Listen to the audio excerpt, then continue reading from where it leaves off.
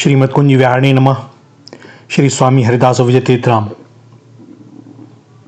यदि हम आत्मकल्याण करना चाहते हैं, भगवत प्राप्ति करना चाहते हैं और अपने अवगुणों को दूर करना चाहते हैं, तो हमें एक संयमित जीवन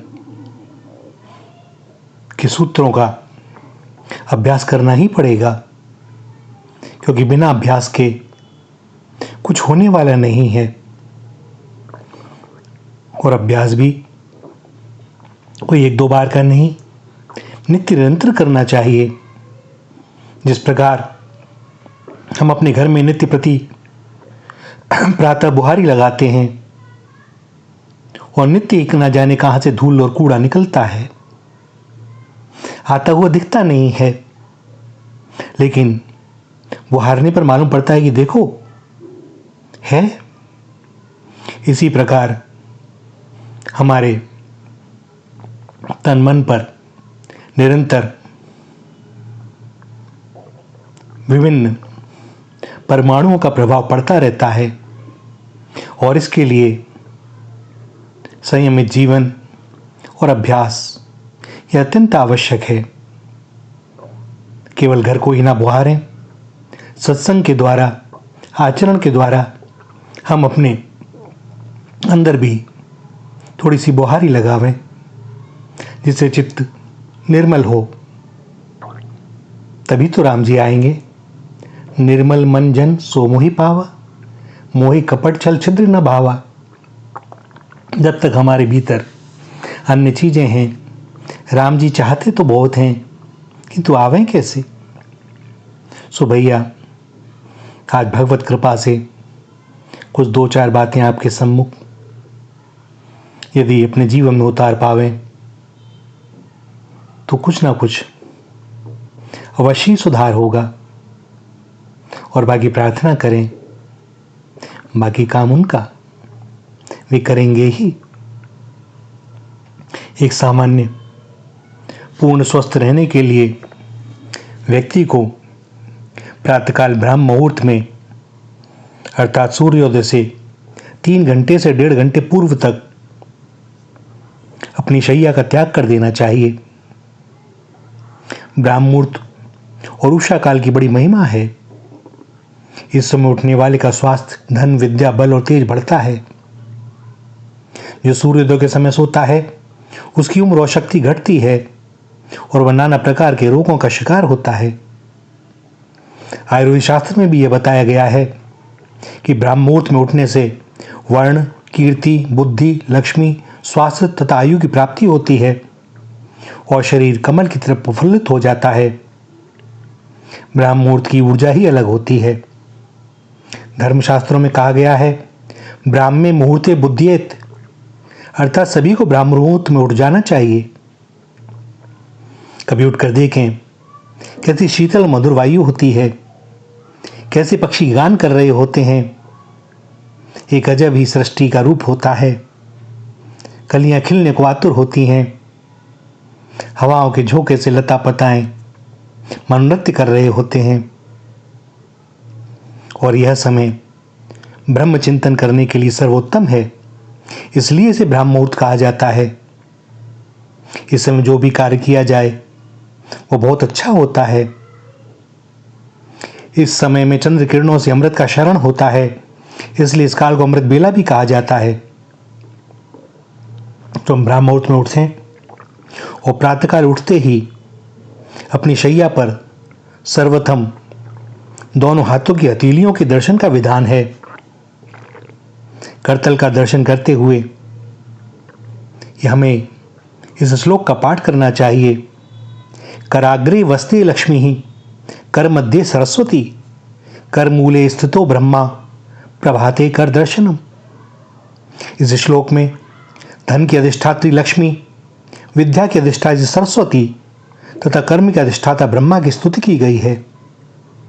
इस मंत्र का भावार्थ है कि मेरे हाथ के अग्रभाग में भगवती लक्ष्मी का निवास है, हाथ के मध्य भाग में सरस्वती का तथा हाथ के मूल भाग में ब्रह्मा निवास करते हैं। प्रभात काल में मैं हथेलियों में इनका दर्शन करता हूं। इससे धन तथा विद्या की प्राप्ति के साथ साथ कर्तव्य कर्म करने की प्रेरणा भी प्राप्त होती है। भगवान वेदव्यास ने इसे मानव का परम लाभ माना है। भगवान ने हमें विवेक शक्ति इसीलिए दी है कि हम अपने हाथों से सदा सत्कर्म करते रहें। हाथों के दर्शन करने का विधान भी यही है कि प्रातःकाल उठते ही दृष्टि कहीं और न जाकर अपने करतल में ही देव दर्शन करे, जिससे हमारी वृत्तियां भगवत चिंतन की ओर प्रवृत्त हों, बुद्धि सात्विक बनी रहे और पूरा दिन शुभ कार्यों में बीते। इस प्रकार कर दर्शन के उपरांत हमें चाहिए कि हम पृथ्वी माता की वंदना करें। पृथ्वी सबकी माता है, धरित्री है, उन्होंने सबको धारण कर रखा है। वे सभी के लिए पूज्य हैं, वंद्य हैं, आराधना के योग्य हैं। भगवान विष्णु की दो पत्नियां हैं, महादेवी लक्ष्मी श्रीदेवी और दूसरी हैं भूदेवी अर्थात पृथ्वी। निद्रा परित्याग के बाद हमें अपने शयन के आसन से जब भूमि पर उतरना है तो अपने पांव जमीन पर रखने पड़ेंगे, और अपनी माता के ऊपर कौन ऐसा है जो पांव रखेगा। परंतु पांव रखे बिना भी आगे के कर्म संपादित हो नहीं सकते। अतः विवशता के कारण पृथ्वी माता की सर्वोत्तम वंदना की जाती है और प्रार्थना के द्वारा उनसे क्षमा मांगी जाती है। सो शैया से भूमि पर पांव रखने से पूर्व निम्न श्लोक का पाठ करना चाहिए। समुद्र वसने देवी पर्वत स्तन मंडले विष्णु पत्नी नमस्तुभ्यम पाद स्पर्श क्षमस्व में। अर्थात हे पृथ्वी देवी, आप समुद्र रूपी वस्त्रों को धारण करने वाली हैं, पर्वत रूपी स्तनों से सुशोभित हैं तथा भगवान विष्णु की आप पत्नी हैं।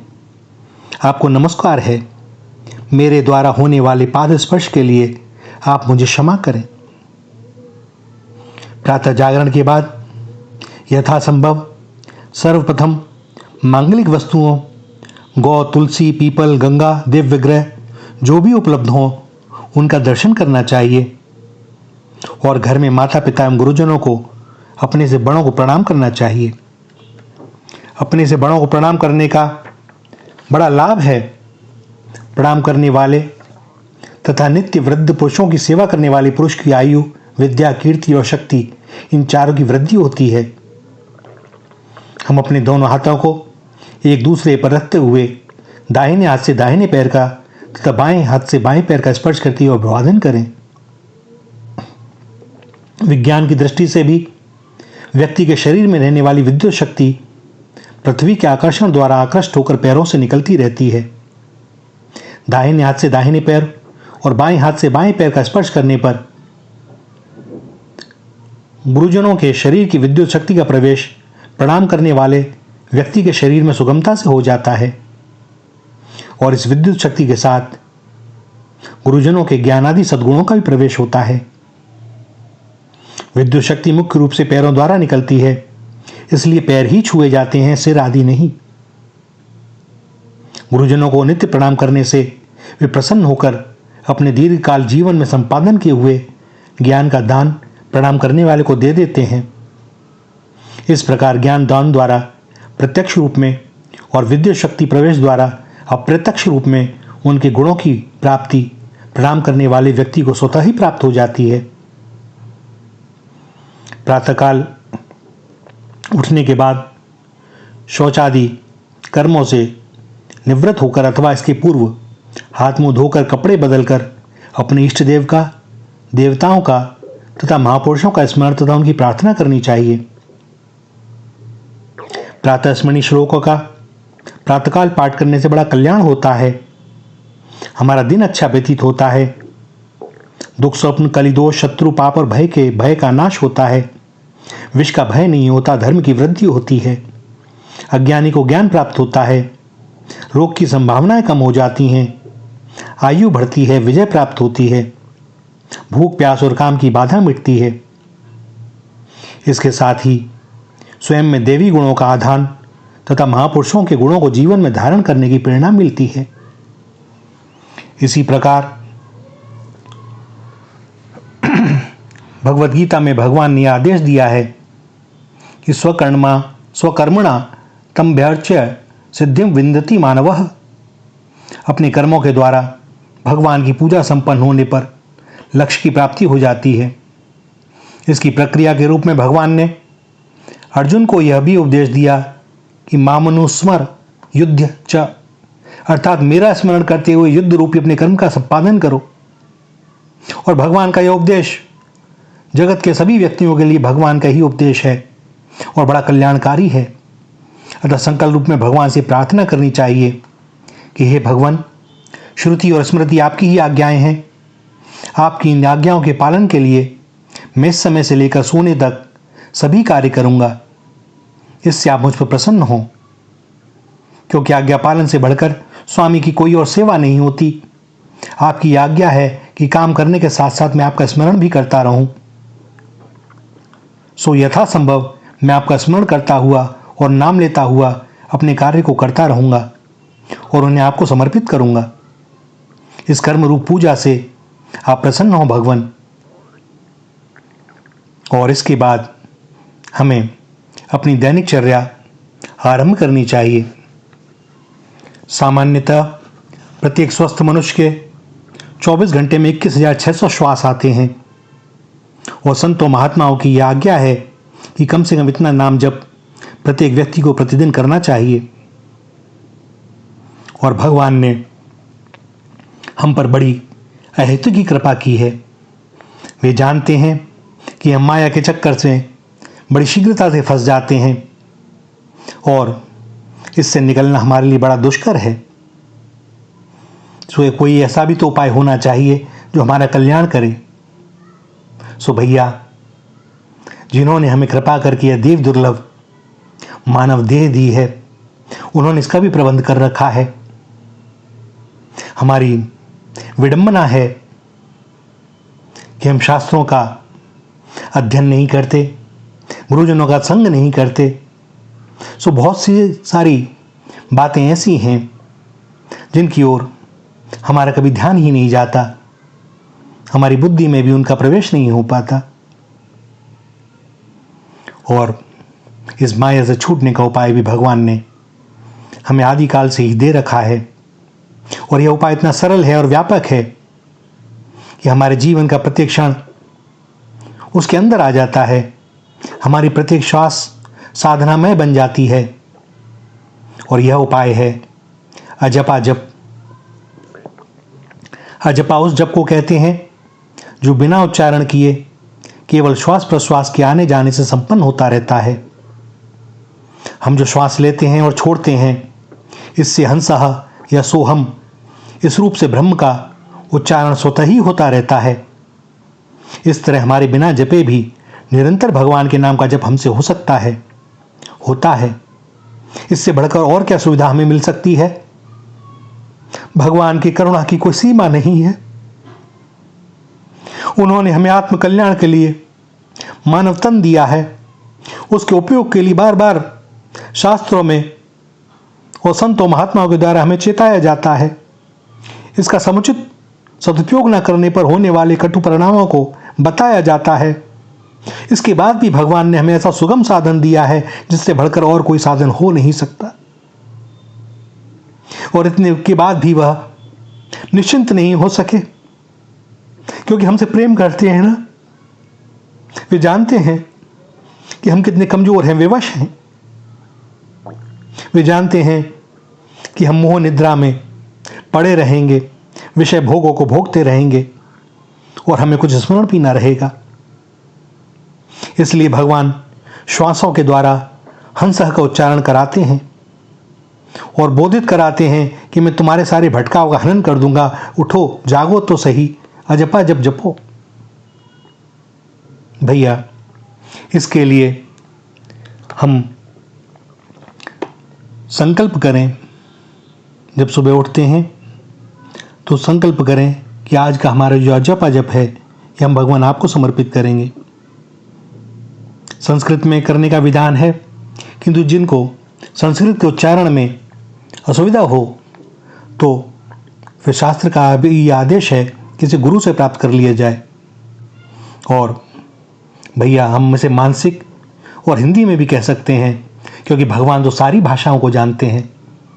वहाँ तो हृदय से हृदय की बात है किसी भाषा विशेष की बात नहीं है कि हम संस्कृत में बोलेंगे तभी वे समझेंगे। बच्चा तोतला कर कुछ भी बोलता है या हाथ से संकेत कर देता है, मां समझ जाती है। यही हमारी स्थिति है। अवश्य जो पढ़ा लिखा होता है उससे आशा की जाती है कि वो अपने ज्ञान के अनुरूप व्यवहार करे, लेकिन छोटा शिशु वह तो रो देता है तो मां समझ जाती है कि कब इसे भूख लगी, कब इसने शौच किया है, या कब इसे मां की आवश्यकता है, या कब ये खेलना चाहता है। सो जपा जप की यह विधि है कि प्रातःकाल उठे, हाथ पैर धोकर कुल्ला करके रात को पहने हुए कपड़े बदल ले, आचमन करे और भगवान का ध्यान करते हुए यह मंत्र पढ़कर अपने सभी अंगों पर जल को छिड़के, अपवित्रः पवित्रो वा सर्वावस्थां गतोऽपि वा यह स्मरित पुंडरीकाक्षं स वायुमांतर शुचि। और इसके बाद अपने हाथ में जल लेकर अजपा का संकल्प करें। हे भगवान, आज संवत अमुक, मास अमुक, पक्ष अमुक, तिथि अमुक, वार अमुक को सूर्योदय से प्रारंभ कर कल सूर्योदय तक जान में या अनजान में श्वास प्रश्वास क्रिया के द्वारा होने वाला जपा जप 21,600 की संख्या में आपकी प्रसन्नता के लिए करूंगा। और दूसरे दिन इस अजपा जप के संकल्प को भगवान को अर्पित कर दे। इसके बाद अजपा जप करने का फिर नया संकल्प बोले। समर्पण के लिए यह संकल्प बोलें कि हे भगवान, कल सूर्योदय से आज सूर्योदय तक श्वास प्रश्वास के द्वारा क्रिया के द्वारा जान में अनजान में जो 21,600 अजपा जप बन पड़ा है उसे मैं आपको समर्पण करता हूं। भैया, हमारे कल्याण के लिए सत्य कहूं, वे ही जपते हैं, वे ही जपते हैं। जैसे माता पिता अपने छोटे बच्चे के लिए क्या नहीं करते। बच्चा क्या कभी समझ पाता है कि माँ बाप मुझे क्या कितना प्रेम करते हैं, मेरे लिए क्या क्या करते हैं? उसके पास तो बुद्धि भी नहीं है। ठीक यही स्थिति हमारी है। बस थोड़ा सा हम समझ जाएं, थोड़ा सा उनके प्रेम को अनुभव कर लें, थोड़ा सा हम भी उनसे प्रेम कर लें, और फिर देखो कैसी आनंद की उत्ताल तरंगों में हम उनके साथ होंगे। वह तो वही जान सकता है। जाने हो सोई जाई देहु जनाई, और जानत तुम्हें हो जाए। हम तो प्रयत्न करें, अपनी ओर से चेष्टा करें, असुविधा हो तो उनसे प्रार्थना करें, किंतु जो करें सच्चे हृदय से करें। वे हमें अपनाने के लिए सब समय प्रस्तुत हैं। वे हमारे पास ही हैं, हम उनके ही हैं। श्री राधा, श्री राधा, श्री राधा।